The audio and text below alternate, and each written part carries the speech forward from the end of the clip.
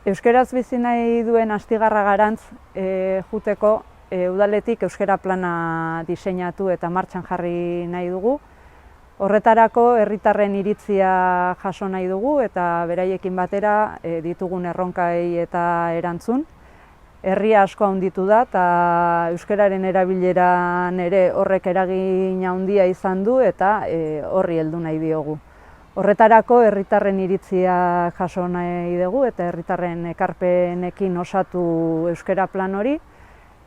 Ostegunetan egingo ditugu saio horiek, azaroaren 2an hasita, arratsaldeko 6tan Erribera kulturgunean eta egun bakoitzean eremu jakin baten inguruan arituko gera. Lehenengo ostegunean, azaroaren 2an, familia eta hezkuntzaren eremua landuko dugu, eta ondorengoetan kirola, aisia eta kultura, ondoren nerabeak eta gazteak, hurrengoan lan mundua aztertuko dugu, eta azkenekoan, osteguna beharrean, asteazkenez izango dela, azaroaren 29an, euskalgintzaren inguruan arituko gea.